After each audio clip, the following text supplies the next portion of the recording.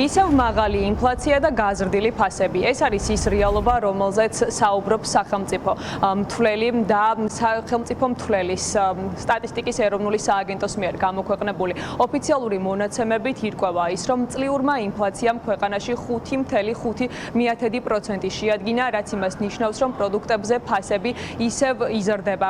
ასევე ამავე მონაცემებით ირკვევა თუ რომელ პროდუქტებზეა ფასები ყველაზე მეტად გაზრდილი. ასევე დგინდება ის, რომ ყველაზე მეტად ფასები არის მაგალითად მომატებული თევზეულზე, რომელიც 18%-ით არის გაზრდილი. გარდა ამისა, ფასები გაიზარდა ხორცს პროდუქტებზე, რძის ნაწარმზე, პურზე, ზეთზე და შეიძლება ითქვას ყველა იმ სახის პროდუქტზე, რომელიც მოქალაქეებისთვის საარსებოდ არის აუცილებელი და მნიშვნელოვანი. ის ადამიანები კი, ვინც მიზერულ ანაზღაურებასა და დაბალ პენსიაზე საუბრობს, ამბობენ იმას, რომ ამ ადამიანებს სავაჭროდ გასვლის დროს ფაქტობრივად სახლებში ხელცარიელი დაბრუნება უწევთ, გამომდინარე იქედან, რომ ყოველ ჯერზე მათ დახლებზე გაზრდილი ფასები ხვდებათ.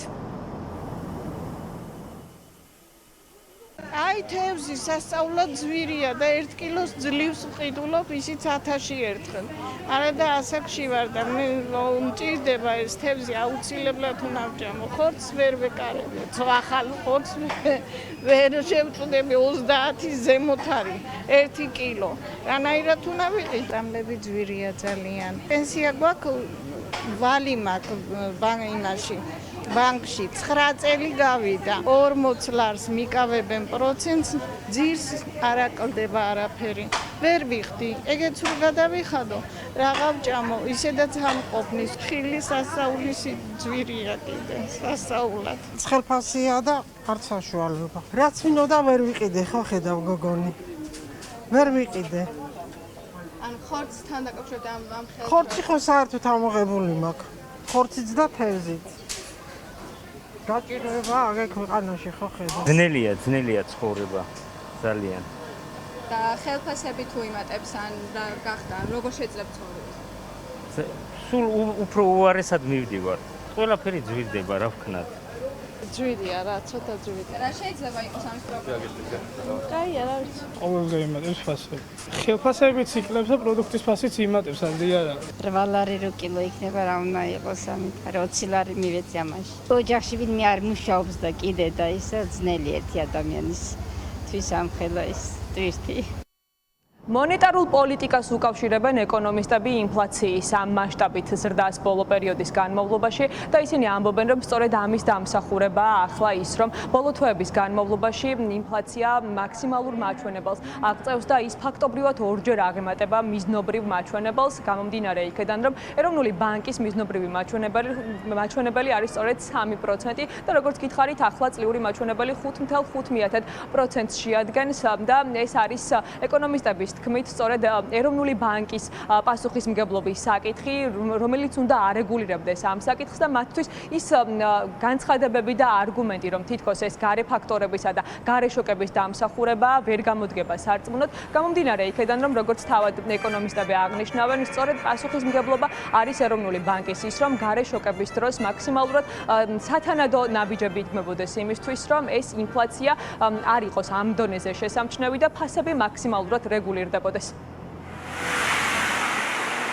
ძირითადად მიზეზი ჩემთვის არის ქრონიკული მიზეზი, რაც ხშირად არის ხოლმე ინფლაციის გამომწვევი საქართველოში და ეს არის უფრო რბილი მონეტარული პოლიტიკა, ვიდრე საჭიროა და სინამდვილეში ყველაფერი მიდის ეროვნული ბანკის დამოუკიდებლობის ნაკლებობამდე, იმიტომ რომ სინამდვილეში საჭირო უფრო მაღალი საპროცენტო განაკვეთები შეიძლება ეს პოპულარული არ არის, შეიძლება პოლიტიკური წნეხია მთავრობისგან ეროვნულ ბანკზე და ამიტომ არ ზდიან საპროცენტო განაკვეთებს, რეფერალურ საპროცენტო განაკვეთებს იმ დონეზე, რაც საჭიროა და ამიტომ მონეტარული პოლიტიკის ეს შეცდომა სინამდვილეში გვაძლევს შედეგად ქრონიკულად მაღალი ინფლაციის ფასები არის მოთხოვნა მეთოდების შედეგი და თუ რაღაცა შეძახებით და რეპრესიული მეთოდებით დაარეგულირებ ფასებს, ეს გამოიწვევს დეფიციტს, გამოიწვევს მოტივაციის დაკარგვას ეკონომიკაში რომ წარმოება გაიზარდოს და კიდევ უფრო გაიზრდება ამის შედეგად ფასები. ინფლაცია მიზნობრივ მაჩვენებელს მუდმივად აღემატება და ამას მუდმივი სახე აქვს. ესე იგი ჩვენ პრობლემები გვაქვს მონეტარული პოლიტიკის განხორციელების დროს, რომლის განხორციელებელიც არის ცენტრალური ბანკი.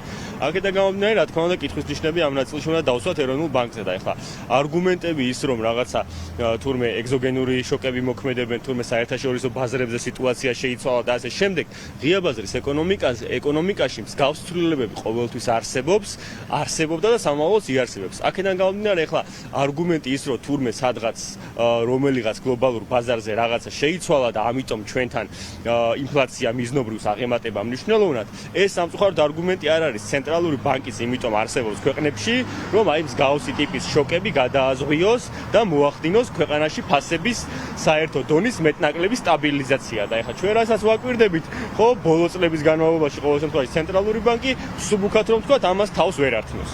არ დაუბეჭდავთ მეტ ფულს, ჩვენ გვექნება მეტნაკლებად სტაბილური ინფლაცია. თუ დაუბეჭდავთ მეტ ფულს, ჩვენ გვექნება გაზრდილი და გაქცეული ინფლაცია და ინფლაციის მაჩვენებელი ბოლო თვეების განმავლობაში ქვეყანაში 5%-იან ნიშნულს დაბლა არ ჩამოსულა და იმის ნაცვლად, რომ ქართული ოცნების ხელისუფლების წარმომადგენლები კონკრეტულ ქმედით ნაბიჯებს დგამდნენ ამის სტაბილურებლად და დასარეგულირებლად, მათ გამოსავალი ერთადერთი იპოვეს ფასების კომისიაში, რომლის მუშაობაც, სამთვიანი მუშაობა საბოლოოდ მაინც უშედეგოდ დასრულდა.